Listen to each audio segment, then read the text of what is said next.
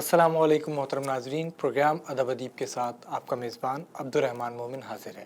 नाज़रीन कराम, आज के प्रोग्राम में जो हमारे साथ मेहमान मौजूद हैं बुनियादी तौर पर शायर हैं। शायरी इनका ज़्यादा मजबूत हवाला है, लेकिन साथ ही वो तनकीदी मज़ामीन भी लिखते हैं और अदब के हवाले से मुख्तलिफ़ प्रोग्रामात की निज़ामत भी करते हैं और एक TV चैनल पर तसलसल के साथ एक प्रोग्राम की निज़ामत करते रहे हैं, एक प्रोग्राम को चलाते रहे हैं और इनके 2 शेरी मजमूए शाया हो चुके हैं, जिसमें एक सरे दस्त और दूसरा शेरी मजमूआ बाज़गश्त है। कराची की जो अदबी फ़िज़ा है, कराची का जो अदबी मंज़रनामा है, उसका एक बहुत नुमायाँ नाम है। मेरी मुराद हैं मोहतरम सलमान सिद्दीकी साहब। आइए आपकी मुलाकात करवाते हैं। अस्सलाम वालेकुम। वालेकुम अस्सलाम। कैसे मिजाज हैं जनाब? ठीक अल्हम्दुलिल्लाह। अब्दुर्रहमान मोमिन, बहुत शुक्रिया कि आपने मदऊ किया। वोसा ने मुझे मदऊ किया। नाम तो मैंने सुना हुआ था इस चैनल का, मगर मुझे आज खुशी हो रही है यहाँ आकर। आपका बहुत शुक्रिया कि आप तशरीफ़ लाए और यकीनन हमारी आपसे बहुत अच्छी गुफ्तगू रहेगी। इब्तिदा में हम पूछते हैं बचपन के बारे में, इब्तिदाई ज़िंदगी के बारे में, लेकिन मैं आपसे पूछूंगा आजकल के बारे में, क्योंकि हमने आपको शहर में और शहर से बाहर भी जो अदबी सरगर्मियाँ होती हैं, मुशायरे होते हैं, उनमें बहुत तवातुर के साथ देखा। आप मुशायरों का हिस्सा होते हैं, लेकिन कुछ अरसे से आप जो अदबी मंजरनामा है उससे थोड़े से दूर रहे। इसकी क्या वजह रही, क्या मसरूफियात रहीं? मोमिन, हुआ ये कि गुज़िश्ता 2-3 सालों से मैं थोड़ा सा आइसोलेट हो गया।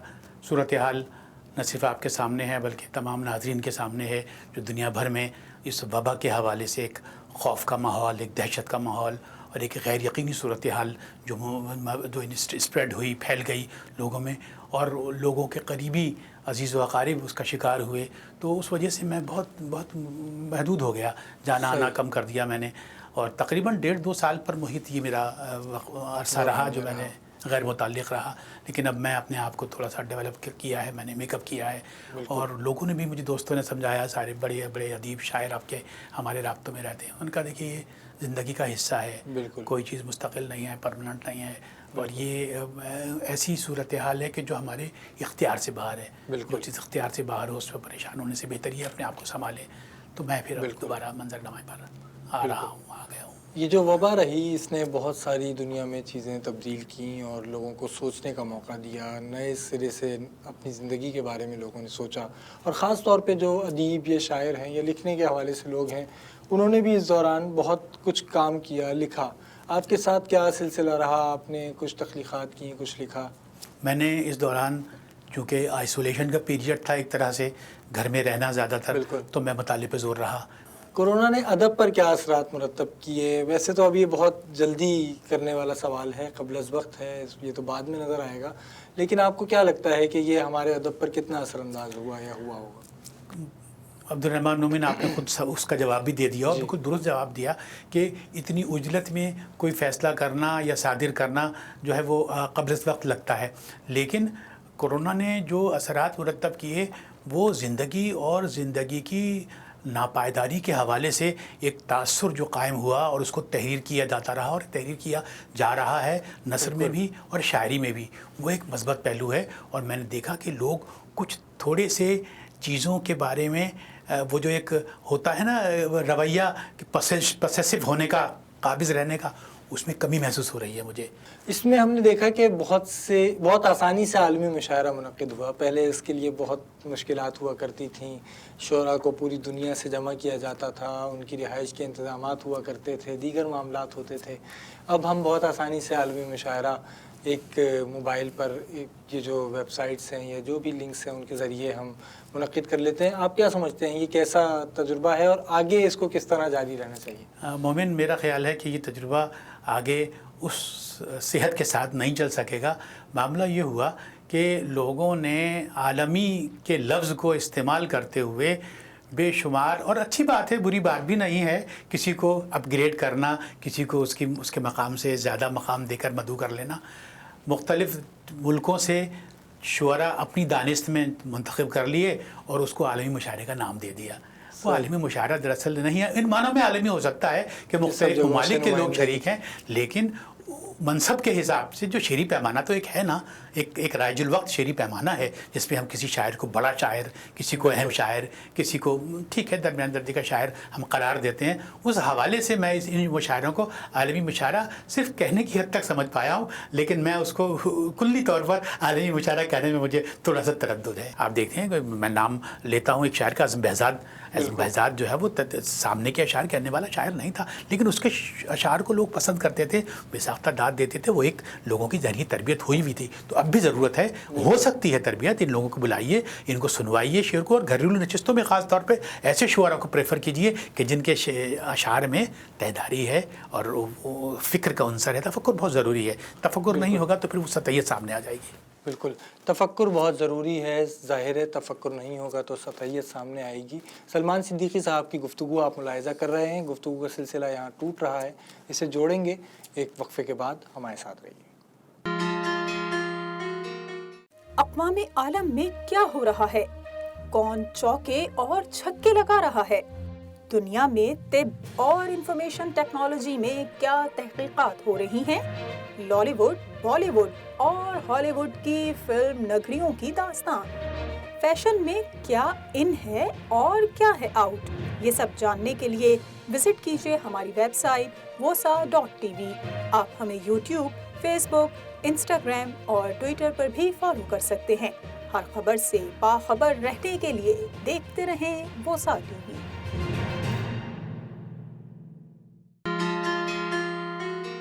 کتنی چھوٹی سی عمر میں سلمان، گھر سے نکلے تھے ہم بڑے ہو کر. محترم ناظرین، اس شعر کے خالق محترم سلمان صدیقی صاحب ہمارے ساتھ موجود ہیں. وقفے پہ جانے سے پہلے کچھ آپ کی زندگی کے آج کل کے ایام اور معاملات کے بارے میں بات چیت ہو رہی تھی. بچپن کی جانب چلتے ہیں کہ آپ کا بچپن کیسا گزرا، بچپن میں کیا شوق ہوا کرتے تھے؟ میرا بچپن مومن، جیسا کہ میں کہتا ہوں لوگوں سے، کچھ انٹرویوز میں میں نے کہا کہ جیسے پاکستان کے اور یا کراچی کی ایک عام متوسط کلاس کے فرد کا، بچے کا گزرتا ہے، ویسا میرا بچپن تھا. اور والد ہمارے گورنمنٹ ملازم تھے. اپنی بساط بھر انہوں نے، بہت بڑے عہدے کے آدمی نہیں تھے، لیکن انہوں نے اپنی بساط بھر ہم کو پڑھانے کی کوشش کی. اور ہم ماشاءاللہ 7 بہن بھائی، 5 بھائی 2 بہنیں، سب کو انہوں نے تعلیم و تربیت کے زیور سے آراستہ کیا. پھر یوں ہوا کہ بہت کم عمری میں میرے والد کا انتقال ہو گیا. میں انٹر کیا تھا میں نے، اور میرے والد کا انتقال ہو گیا. اس وقت میرے والد کی عمر 47 تھی. وہ ینگ ایج ہوتی ہے. تو اس کے بعد میں نے پھر BSc کرنے کے بعد کر لیا میں نے، اور میں پھر پاکستان سے باہر چلا گیا گھر کو سپورٹ کرنے کے لیے. یہ جو شعر آپ نے پڑھا تو یہ اسی حوالے سے اس زمانے کا شعر ہے کہ دست امکان میں دربدر ہو کر، کیا ملا اپنے آپ کو کھو کر، کتنی چھوٹی سی عمر میں سلمان، گھر سے نکلے تھے ہم بڑے ہو کر. میری عمر 21 سال تھی. اسی سال میں نے BSc کیا تھا کہ میں سعودی عرب کے ریگستان میں ملازمت کے لیے پروجیکٹ پہ چلا گیا تھا. میرا وہی شعبہ کنسٹرکشن کا. تو پھر جب میں وہاں گیا تو سمجھ لیجئے کہ وہ 77 کا سال تھا. 77 سے 87 88 تک 10-11 سال میں وہاں رہا. پھر وہاں جس کمپنی میں تھا، انجینئرنگ کی فرم تھی، اس نے مجھے، آرام کو ایک بہت بڑی فرم ہے سعودی عرب کی، عرب امریکن آئل کمپنی، ان کو میری سروسز رینٹ پہ دے دیں. تو وہ لوگ تو آدمی کو تربیت بھی کرتے ہیں نا، تو انہوں نے مجھے انجینئرنگ کے کورسز کروائے. اور اس طرح میں 2 سال کا کورس کروا کے انہوں نے مجھے انجینئر کا اسٹیٹس دیا، as a quality control engineer. پھر میں نے اس کے بعد وہاں مزید 6 سال کام کیا. تو گویا میں 10-11 سال وہاں رہا. اور اس کے بعد میں پاکستان، اس دوران والدہ کی طبیعت خراب رہنے لگی. انہوں نے کہا اب تم آ جاؤ چھوڑ چھاڑ کے. میں نے کہا بھائی ابھی تو پروجیکٹ پورا نہیں ہوا ہے. تو میں نے کہا ابھی سب کی شادیاں کرنی ہیں. کہیں گے نہیں سب ہو جائیں گی، تم آ جاؤ. پھر میں آ گیا. اس کے بعد یوں ہوا مومن کہ جیسے کہ ہماری اور آپ کے کلاس کے لوگ کرتے ہیں کہ ذمہ داریوں سے عہدہ برا ہونے کی کوشش کرتے ہیں. تو میں نے اپنے بھائیوں، 4 بھائی 2 بہنوں کی سب کی شادیاں کر دیں. یعنی ابھی میرے بچے انجینئرنگ، میرے بچہ 2 بیٹیاں ہیں وہ پڑھ رہی ہیں، BBA کر رہی ہیں. ایک بیٹا ہے وہ ابھی MBA کر رہا ہے. لیکن مجھ سے جو 4تھے 5ویں نمبر کا بھائی ہے وہ اپنے بچوں کی شادیاں کر چکا ہے. اب وہ پوتا پوتی نواسی والا ہو گیا ہے. لیکن میرے دوست مجھ سے کہتے ہیں سلمان تم نے جو کام کیا ہے پوری فیملی کو سپورٹ کر کے، وہ اس کا کوئی نعم البدل نہیں ہے. اس کا جو صلہ آپ کو ملے گا انشاءاللہ ضرور ملے گا. تو اس طرح اس دوران میں شاعری وائری بھی کرتا رہا. سعودی عرب میں رہتے ہوئے بھی میں یہاں چیزیں بھیجتا رہا. جنگ میں اخبار جہاں میں میری چیزیں چھپتی تھیں. پھر میں جب پاکستان آ گیا اس کے بعد پھر میں ادبی سرگرمیوں میں، جیسے کہ یہاں ہم سب دوست احباب اٹھتے بیٹھتے ہیں، ہم اس میں ہماری مصروفیت رہنے لگی. اور آہستہ آہستہ پھر وہ کرتے کراتے اس کے بعد پھر میں نے یہ سوچا کہ میں اپنا کوئی بزنس اسٹیبلش کروں. تو میں نے جیسے آپ سے پروگرام سے پہلے بات ہو رہی تھی کہ میں کیا کرتا ہوں, تو میں نے آپ کو بتایا کہ میں کنسٹرکشن کے کوالٹی کنٹرول اکوپمنٹس کا بزنس کرتا ہوں. تو وہ شعبہ میں نے چنا, تو اس میں اب چھوٹا موٹا بزنس اپنا کرتا ہوں. اس کو بزنس کرتے ہوئے بھی تقریباً 30 سال ہو گئے ہیں. تو اللہ تعالیٰ برکت دے. گفتگو میں ابھی آپ کی شاعری نہیں آئی کہ شاعری کیسے شروع ہوئی, شعر کی طرف کیسے گئے, کچھ ہمارے ناظرین کو بتائیے کہ کب منکشف ہوا کہ شاعر. یار پتہ کیا ہے کہ جب میں سعودی عرب نہیں بھی گیا تھا اور میں چھوٹا تھا, میٹرک سے تھا, تو مجھے تھا تو میں سائنس کا اسٹوڈنٹ, لیکن مجھے ادب پڑھنے کا بڑا شوق تھا. کہانیاں, ناول, افسانے جو اس سطح کے بچے کے ذہن کا مطابق ہوتے ہیں. پھر میں نے نظم کچھ تک بندی بھی شروع کر دی تھی. تو یہ گویا ایک وہ جو کہتے ہیں نا کہ بچپن سے ہی ایک یہ مرض لگ گیا تھا. تو میٹرک میں 9th میں تھا, 9th کے امتحان ہونے والے تھے, تو میں نے ایک تک بندی کی کہ وہ میں اسے اپنا پہلا کلام کنسیڈر کروں گا. یہ بات ہے 73-74 کی, شاید 72 کی ہوگی, میٹرک بھی کیا ہوگا میں نے, کہ ایک سال پورا گزرا, آئے امتحان سر پر, کی ہم نے سخت محنت اور ساتھ ہی دعا بھی, پھر جب نتیجہ نکلا یہ ہم نے اس میں دیکھا, ہم پاس ہو گئے تھے, ہم پاس ہو گئے تھے. یہ میرا پہلا کلام تھا. اور اس کے بعد کچھ نہ کچھ لکھتا رہا, بلکہ اس دوران میں نے کچھ افسانے بھی لکھے, لیکن پھر وہ معاملہ چلا نہیں. افسانہ لکھنے کے لیے جم کے بیٹھنا ضروری ہے, اور پھر نثر کے لیے ٹیمپرامنٹ بہت اچھا ہونا چاہیے آپ کا لکھنے کے لیے. شاعری تو آپ چلتے پھرتے کہیں جا رہے ہیں, راستے میں ذہن میں آیا, آپ نے پرچہ نکالا, لکھ لیا, تو ہو جاتی ہے. تو پھر مصروف زندگی میں سے وقت نکالنا ایک کاردارت تھا. تو بہرحال اس طرح میں شاعری کی طرف آ گیا. پھر شاعری کے 1-2 مجموعے آ گئے. پھر جیسے کہ آپ نے میری مضامین کی کتاب کا ذکر کیا, پھر میں نے مضامین بھی لکھنے شروع کر دیے, کیونکہ ایک وہ تھا, ذوق تو تھا نا. تو پھر کتابیں اب میری تقریباً 70-75 مضامین میرے لکھے ہوئے ہیں مختلف ادیبوں پر, مختلف کتابوں پر, جن میں سے 18-20 مضامین بڑے ادیبوں کے میں نے چن کر اپنی اس کتاب میں, جس کا آپ نے بھی ذکر کیا, نثر کی جو کتاب ہے, شامل کی ہیں اس میں, شعر ادب کے معمار میں. جی, آپ نے شاعری جب شروع کی تو گھر والوں کو سنائی تو پھر کیا رد عمل ملا, اور گھر میں کسی کا شاعری سے کوئی تعلق تھا؟ گھر والوں نے کوئی نوٹس نہیں لیا. یار کہاں نوٹس لیا جاتا ہے, وہ بس ٹھیک ہے, اچھا ہے, بس صحیح ہے, کس چکر میں پڑ گئے, وہ جو ایک معاملہ تھا. اس زمانے میں تو زیادہ تھا, آج پھر کچھ بہتر ہے صورتحال. تو میں نے کہا بھائی یہ تو ہمارا ذوق ہے. وہ انہوں نے کوئی نوٹس نہیں لیا کہ ٹھیک ہے آپ لکھ رہے ہیں تو لکھیں, نہیں لکھ رہے ہیں تو نہ بھی لکھیں, تو بھی کوئی مسئلہ نہیں ہے ہمارے لیے, آپ لکھیں. تو لیکن میں اپنے کچھ نہ کچھ شعر سخن میں لکھتا رہا. آپ نے ابھی جو نظم سنائی, ایسی نظمیں ہم عام طور سے بچوں کے رسائل میں پڑھا کرتے ہیں. کیا بچوں کے لیے بھی آپ نے کبھی کچھ لکھا, اور خود بھی بچوں کے رسائل زیر مطالعہ رہے؟ ہاں, کچھ چیزیں میری بہت کم ہیں, مگر میں نے تتلی ایک نظم لکھی تھی. باغ میں تتلی اڑتی آئی, رنگ ہوا میں بھرتی آئی, کچھ اس طرح سے ایک بیانیہ تھا جو جنگ میں جو ادبی صفحہ آتا ہے اس میں شائع بھی ہوئی. اور کچھ نظمیں اس طرح کی بچوں کے لیے میں نے اور رسالے کے لیے لکھی, مگر وہ بہت کم ہیں گنتی میں. لیکن اس سے کیا فائدہ ہوا مجھے کہ میرا غزل کے ساتھ ساتھ نظم کی طرف بھی رجحان ہو گیا. میں نے نظمیں بھی لکھی اور میں غزل بھی لکھتا رہا. آپ نے ذکر کیا کہ شاعری کی طرف آپ آئے اور اس کے بعد پھر باقاعدہ شعر بھی کہنے لگے. سعودی عرب میں جو وقت گزرا اس میں کیا شاعری سے تعلق رہا, لکھنے لکھانے کا سلسلہ رہا, اور وہاں جو ادبی منظرنامہ ہے یا کچھ ایسے لوگ ہیں جو ادب سے متعلق ہیں, ان سے بھی کچھ تعلق رہا؟ نہیں مومن, میرا وہاں بہت کم, 1-8 دفعہ کوئی اس پورے 10 سال میں کسی کے ساتھ انٹریکشن رہا ہوگا. وجہ یہ ہوئی کہ میرا جو پروفیشن ہے وہ کنسٹرکشن کے شعبے سے رہا, کوالٹی کنٹرول انجینئر کے طور پہ میں وہاں سائٹس پہ رہا. تو سائٹس جو تھیں وہ شہر سے دور ہوا کرتی تھیں, 100 کلومیٹر دور. ریگستان میں سڑک بن رہی ہے, کیمپ میں پڑے ہوئے ہیں, وہاں کوئی دور ادب کا آدمی نہیں, تو اس کے لیے شہر جانا ضروری ہے. تو یہ دمام میں ہیں, ریاض میں ہیں, جدہ میں جو لوگ ہیں وہ لوگ انٹریکشن کر, لیکن میرا بہت کم انٹریکشن رہا. لیکن ہاں یہ رہا کہ میں جب پاکستان آتا تھا تو میں اپنے ساتھ کتابیں لے جاتا تھا. میں وہاں ریگستان میں بیٹھ کے مطالعہ کر لیا کرتا تھا. مجھے جو بہت سی کتابیں یاد ہیں, لیکن جو کتاب میں حوالہ دینا چاہوں گا وہ ڈاکٹر جمیل جالبی کی کتاب ارسطو سے ایلیٹ تک. وہ کتاب میں بطور خاص لے کے گیا, بہت ضخیم کتاب, اور اس میں انگریزی شاعری اور مغرب کے جو دانشور ہیں, مفکر ہیں, ادیب ہیں, ان کے زندگی کے احوال اور ان کا فلسفہ اور ان کی فکر, اس سے مجھے بڑا فیض آیا. مجھے بہت اچھا لگا اور بہت پسند آئی کتاب مجھے. واہ, کیا کہنے. گفتگو میں ابھی آپ سے بہت سی باتیں ہونی ہیں, گفتگو بھی کرنی ہے, لیکن میں چاہوں گا کچھ شاعری ہمارے ناظرین. ارے شاعری, میں نظم کی بات ہو رہی تھی آپ سے, بچوں کے لیے لکھی, تو اسی تسلسل میں ایک چھوٹی سی نظم, دعا میری نظم ہے, وہ میں نظر کرتا ہوں کہ دنیا میں امن, سکون, خوشحالی اور بے فکری کے حصول کی فرسودہ دعائیں کیسے اثر کریں گی؟ دنیا میں امن، سکون، خوشحالی اور بے فکری کے حصول کی فرسودہ دعائیں کیسے اثر کریں گی؟ یہ سب جو کچھ ہم آج ہاتھ اٹھائے مانگ رہے ہیں، یہ تو دنیا کی بہت سی قوموں نے خدا کی دی ہوئی سمجھ کے ذریعے کب کا حاصل کر لیا۔ واہ، کیا کہیں۔ اسی طرح ایک اور نظم میں آپ سناتا ہوں، اس نظم کا عنوان ہے سبب۔ صحیح۔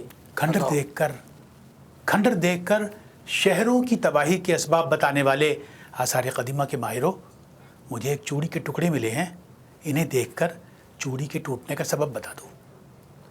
واہ۔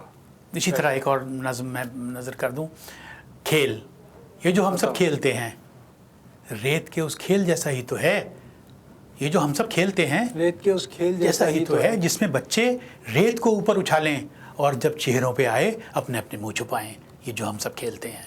کیا کہنے، واہ واہ واہ۔ آپ نے آزاد نظم بھی لکھی اور نثری نظم بھی لکھی۔ نثری نظم کے بارے میں بہت سی آراء پائی جاتی ہیں، اور آپ 80 کی دہائی میں بھی آپ لکھ رہے تھے تو اس وقت اس کی تحریک چل رہی تھی اور نثری نظم بہت سے لوگ اس وقت لکھنے کی طرف آئے تھے۔ آپ نے نثری نظم کب لکھنا شروع کی اور نثری نظم کے بارے میں آپ کی رائے کیا ہے؟ دیکھیے، میں جب 88 میں پاکستان واپس آیا تو میں ایک حلقے میں بیٹھنے لگا، وہ تھا انجمن جدید مصنفین کا حلقہ۔ اس میں محمود واجد، شاہد کامرانی، احمد ہمیش اور شہاب الدین شہاب، زاہد حسین، ہم سب لوگ بیٹھا کرتے تھے، گفتگو کیا کرتے تھے، وزیری پانی پتی آتے تھے وہاں۔ تو وہاں اکثر احمد ہمیش نثری نظمیں سناتے تھے۔ احمد ہمیش کا نثری نظم ایک منصب ہے، ایک پیمانہ ہے، بلکہ وہ کلیم کرتے ہیں کہ نثری نظم سب سے پہلے انہوں نے لکھی۔ احمد مبارک کہتے ہیں، قمر جمیل نے دعویٰ کیا، بہت سے لوگوں کا کہنا ہے وہ اس بات سے قطع نظر کہ کس نے پہلے شروع کی، لیکن میں نے احمد ہمیش کے منہ سے سب سے پہلے نثری نظمیں سنی۔ اچھا، میں اس حق میں ہوں کہ کسی نئی صنف کو پروموٹ ہونے دینا چاہیے۔ صحیح۔ بقول شاید جس دیے میں جان ہوگی وہ دیا رہ جائے گا۔ نثری نظم میں طاقت ہوگی، وہ اپنے آپ کو منوا لے گی۔ نثری نظم منظوم کلام اور غیر منظوم کلام کے بیچ کی چیز ہے۔ بالکل۔ بہت سی باتیں، اچھا اس میں گنجائش نکلتی ہے۔ دیکھیے، بہت سی باتیں ایسی ہوتی ہیں جو ہم غزل کے شعر میں اس پوری وضاحت کے ساتھ نہیں کہہ پاتے۔ اس بات کے لیے ہمیں کوئی ایسا پیمانہ چاہیے ہوتا ہے جس میں کشادگی ہو، کھلاپن ہو، ہم وضاحت سے بات کہہ سکیں۔ تو نثری نظم آزاد نظم سے آگے بڑھ کے اس خلا کو پر کرتی ہے۔ اگر ایک عام قاری جو ہے، طالب علم ہے، اسے شاعری کا بہت زیادہ کے بارے میں بہت زیادہ معلوم نہیں ہے، وہ اگر نثری نظم سنتا ہے تو اسے نثر معلوم ہوتی ہے۔ اور آج کل بہت سے طلباء یا بہت سے نئے لوگ، نئے لکھنے والے نثری نظم لکھ رہے ہیں، نثری نظم کی طرف آ رہے ہیں۔ ایک نثری نظم کو کیا چیز شاعری بناتی ہے؟ نثری نظم کو اس کا بیانیہ شاعری بناتا ہے، اس کا طرز اظہار، اس میں جو ایک غنائیت سی ہوتی ہے، بہت غیر محسوس سی غنائیت، وہ اس کو نظم بناتی ہے۔ اور موضوع کا، جس موضوع پر وہ نظم کہی گئی ہے، اس موضوع کی تہداری اس کو نظم بناتی ہے۔ تو وہ سننے والے کو، اچھا اس کے لیے بھی پھر وہی بات آ جاتی ہے کہ ذہنی تربیت کیسی ہے۔ اگر سننے والے کی ذہنی تربیت ہے، وہ غزل سے آگے بڑھ کر دوسری اصناف سخن انکلوڈنگ آزاد نظم اور آزاد نظم سے آگے بڑھ کے نثری نظم کو کنسیو کر رہا ہے، تو اس کا مطلب ہے کہ وہ اس سے حظ اٹھا لے گا، لطف اٹھا لے گا، ورنہ وہ اس سے ریجیکٹ کر دے گا۔ اور یہ حق ہے۔ دنیا میں بے شمار نقطہ نظر ہوتے ہیں، کسی سے میں اتفاق کرتا ہوں، کسی سے آپ اتفاق کرتے ہیں، ہم ایک ساتھ ہم چل رہے ہوتے ہیں۔ بالکل۔ آپ نے نثری نظم بھی لکھی اور نظمیں بھی لکھی، غزلیں بھی آپ نے لکھی، مختلف اصناف میں آپ نے کام کیا۔ اظہار کے لیے سب سے اچھی اور آپ کو موزوں صنف کیا لگی؟ مجھے سچ بات کہوں عبد الرحمن مومن کہ مجھے آزاد نظم میں زیادہ کشادگی محسوس ہوتی ہے۔ اور غزل تو ہے ہی، آپ نے جیسا کہ وہ کہہ گئے پرانے لوگ، ظالم صنف سخن ہے، وحشی صنف سخن ہے۔ تو غزل ہمارے ہاں پیمانہ ہے لطافت کا، غنائیت کا، ترنم کا۔ ان تینوں چیزوں کی جو ضرورت پوری کرتی ہے، وہ غزل کے علاوہ کوئی صنف ہو نہیں سکتی۔ ہاں، خیال کی وسعت پیدا کرنے کے لیے، خیال میں وضاحت پیدا کرنے کے لیے آپ آزاد نظم بھی کہہ لیں اور نثری نظم بھی کہہ لیں، دیگر اصناف میں بھی اپنا اظہار کر دیں، لیکن غزل کی آپ اہمیت سے انکار ڈیفینیٹلی نہیں کر سکتے۔ ساری اصناف جو ہیں وہ دراصل اپنا پیغام دینے کا ذریعہ ہیں جو میں سامع تک پہنچانا چاہتا ہوں. تو اس میں ہم جس چیز میں آپ کی طبیعت اچھا اس میں مین ٹو مین ویری کرتی ہے. کوئی بات آپ مجھ سے بہتر غزل میں کہہ سکتے ہیں, ممکن ہے وہ بات میں زیادہ بہتر طریقے سے نظم میں کہہ دوں, تو نہ وہ ایک مین ٹو مین ویری کرتی ہے, اس کا کوئی پیمانہ نہیں ہے.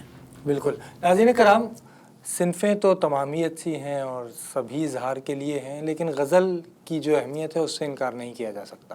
سلمان صدیقی صاحب سے ابھی تک ہم نے غزل نہیں سنی, غزل بھی سنیں گے اور گفتگو بھی کریں گے. ایک وقفے کے بعد ہمارے ساتھ رہیے. سنسنی کے شور میں مصدقہ خبروں کی پہچان, ووسا ٹی وی اب ایک قدم اور آگے. حالات حاضرہ, خبریں اور تبصرے اب صرف ایک کلک کی دوری پر.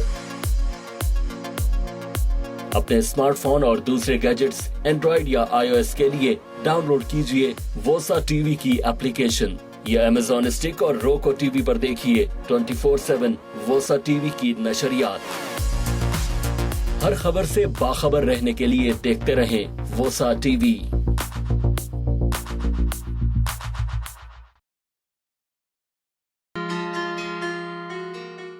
محترم ناظرین, پروگرام ادب ادیب میں وقفے کے بعد خوش آمدید. ہمارے ساتھ موجود ہیں معروف شاعر محترم سلمان صدیقی. وقفے پہ جانے سے پہلے ہم آپ کی شاعری بھی سن رہے تھے, گفتگو بھی ہو رہی تھی. ابھی تک ہم نے یہ ذکر نہیں کیا کہ شعری منظرنامے پر آپ کیسے آئے, چونکہ آپ کے گھر کا تعلق یا گھر میں یا ارد گرد آپ کے کوئی شاعر نہیں تھا, تو آپ کو اس منظرنامے پہ لانے میں کس نے کردار ادا کیا؟ دیکھیے, میں منظرنامے پر مجھے لانے میں میرے دوستوں کا کردار ہے. جب میں پاکستان سے باہر تھا تو ظاہر ہے میں یہاں کے منظرنامے سے بالکل میرا کوئی تعلق نہیں تھا, غیر منقطع بلکہ منقطع تھا میرا تعلق. جب میں آیا تو میں نے دوستوں کو تلاش کیا. اس میں میرے ایک دوست شہاب الدین شہاب, جن سے آپ واقف ہوں گے, وہ مجھے حلقوں میں لے گئے, بلکہ انجمن جزیر مصنفین میں لے جانے والے مجھے وہی تھے.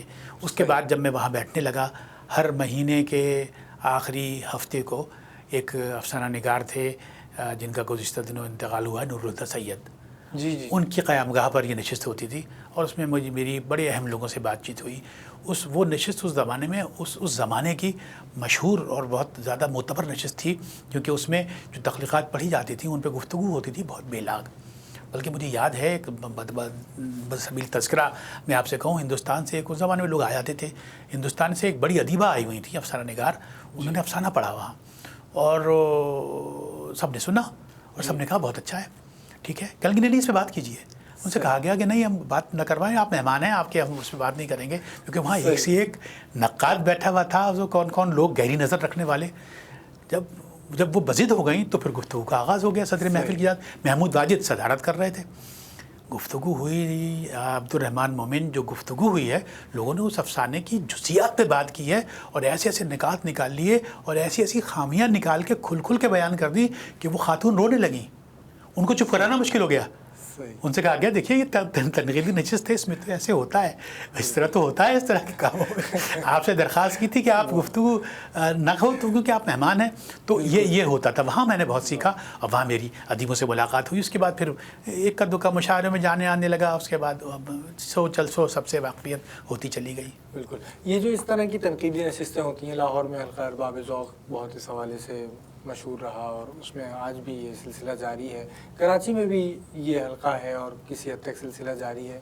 یہ کسی نوجوان کی تربیت میں کیا کردار ادا کرتی ہیں جو ادب کی طرف آیا ہو, ادب سے اس کا تعلق پیدا ہوا ہو؟ دیکھیے, اگر لکھنے والا وہ شاعر ہے یا نثر نگار ہے, افسانے لکھتا ہے یا مضامین لکھتا ہے, اگر وہ کشادہ ذہن ہے, کشادہ دل ہے, تو وہ اس نشست سے فیض حاصل کرے گا.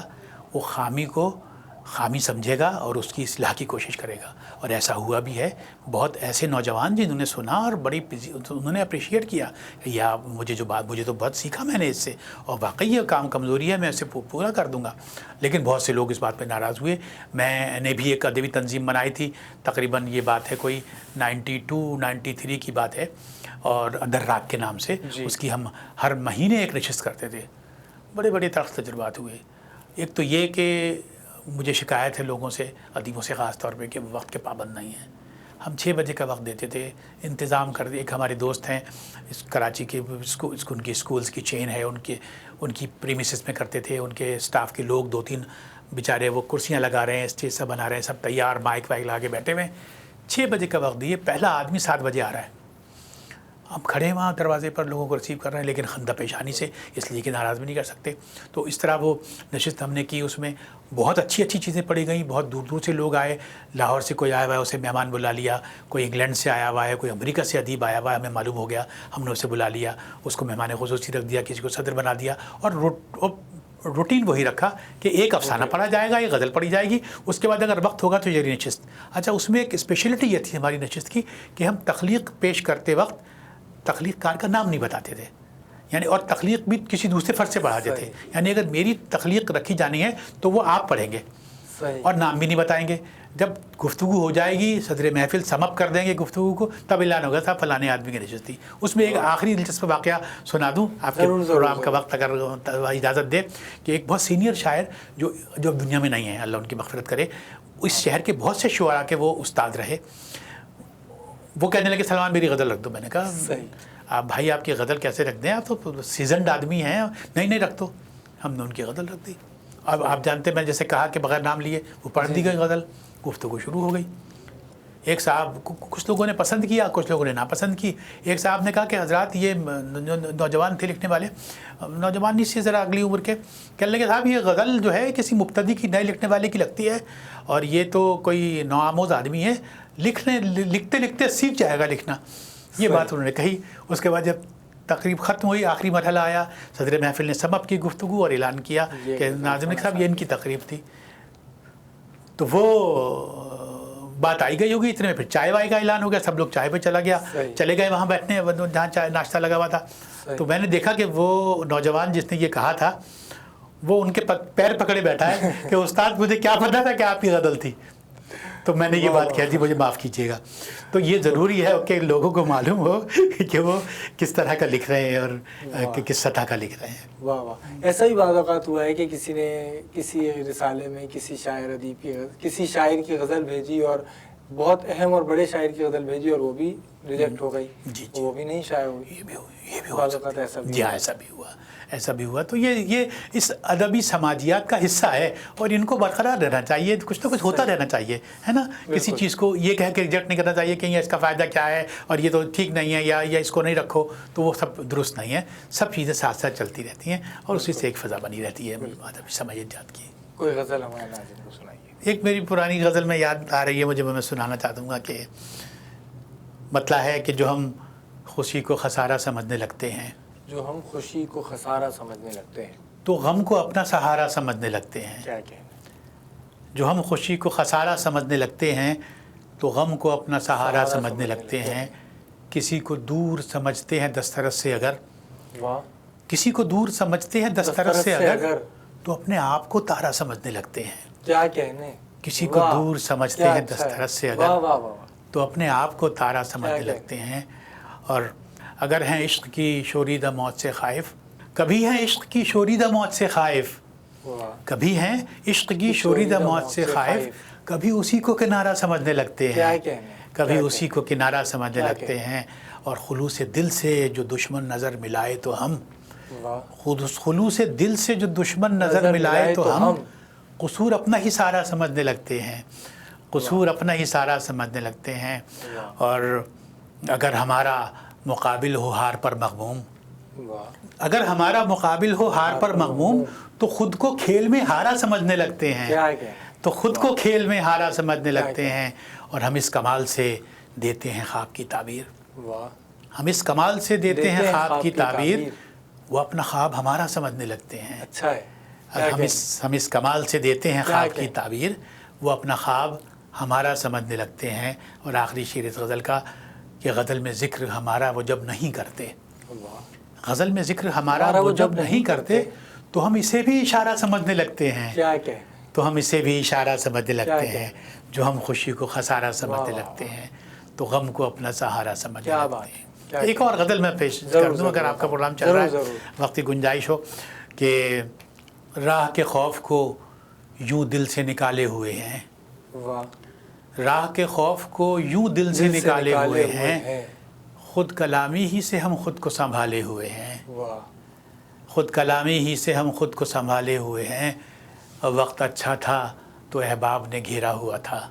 وقت اچھا تھا تو احباب نے گھیرا ہوا تھا. ہے برا حال تو ہم اپنے حوالے ہوئے ہیں. واہ. ہے برا حال تو ہم اپنے حوالے ہوئے ہیں. کیسے دیکھیں گے بھلا آپ کو بدلا ہوا ہم. واہ. کیسے دیکھیں گے بھلا آپ کو بدلا ہوا ہم. سو ملاقات کو آئندہ پہ ٹالے ہوئے ہیں. کیا کہنے. کیسے دیکھیں گے بھلا آپ کو بدلا ہوا ہم. سو ملاقات کو آئندہ پہ ٹالے ہوئے ہیں. اور نیند میں بھی میں اسے ڈھونڈنے نکلا ہوں کہیں. واہ. نیند میں بھی میں اسے ڈھونڈنے نکلا ہوں کہیں. رات یوں ہی تو نہیں پاؤں میں چھالے ہوئے ہیں. کیا کہنے. رات یوں ہی تو نہیں پاؤں میں چھالے ہوئے ہیں. اور ہیں جہاں لوگ زر و مال و مناصب کے اسیر. کیا کہنے. ہیں جہاں لوگ زر و مال و مناصب کے اسیر. ہم وہاں پیار کے سکوں کو اچھالے ہوئے ہیں. ہم وہاں پیار کے سکوں کو اچھالے ہوئے ہیں. گفتگو میں شاعری میں وقت گزرنے کا احساس نہیں ہوا، اندازہ نہیں ہوا. ہمارا پروگرام بالکل اپنے اختتامی لمحات تک پہنچ چکا ہے. میں چاہوں گا کوئی پیغام ہمارے ناظرین کو دیجیے. میرا پیغام ناظرین کے لیے یہ ہے کہ اردو پاکستان کی قومی زبان ہے. جی. زبان کی صحت، زبان کی تحریری طاقت اور زبان کی تکلم کی طاقت سے جڑے رہیں. اسے اپنائیں، اسے بولیں، اس میں تحریر کرنے کی کوشش کریں اور اپنی زبان کو عالمی سطح پر وہ مقام دینے میں اپنا حصہ ڈالیں جو کسی عالمی زبان کا حق ہے. اردو زبان دنیا کی چوتھی پانچویں بڑی زبان ہے. اس میں بڑی طاقت ہے. اس میں دنیا کے ہر موضوع کو بیان کرنے کی طاقت ہے. یہ سائنس کی زبان بھی ہے، بن سکتی ہے. معیشت کی زبان بھی بن سکتی ہے. ادب کی تو زبان یہ ہے ہی. تو میری سننے والوں سے، دیکھنے والوں سے یہ درخواست ہے کہ شاعری پڑھیں، نثر پڑھیں، افسانہ پڑھیں، ناول پڑھیں اور زبان کے فروغ میں اپنے حصے کو بڑھاتے رہیں یہاں تک کہ ہماری زبان عالمی سطح پر بڑی زبان حقیقتاً بھی شمار کی جائے اور ملکی سطح پر ہمارے حکمراں اسے صحیح معنوں میں قومی زبان کی صورت دینے کے لیے تیار ہو جائیں. بہت شکریہ کہ آپ تشریف لائے. بہت اچھی گفتگو رہی. ناظرین کرام، آج آپ نے سلمان صدیقی صاحب سے ملاقات کی اور آپ نے ان کی گفتگو ملاحظہ کی، آپ نے ان کی شاعری سنی. یقیناً تشنگی رہ جاتی ہے. آئندہ بھی ہم آپ کو ایسی ہی ادبی شخصیات سے ملواتے رہیں گے، اس امید اور دعا کے ساتھ کہ ادب اور ادیب ترقی کرتے رہیں. آپ کا میزبان عبد الرحمن مومن اجازت چاہتا ہے. اللہ حافظ.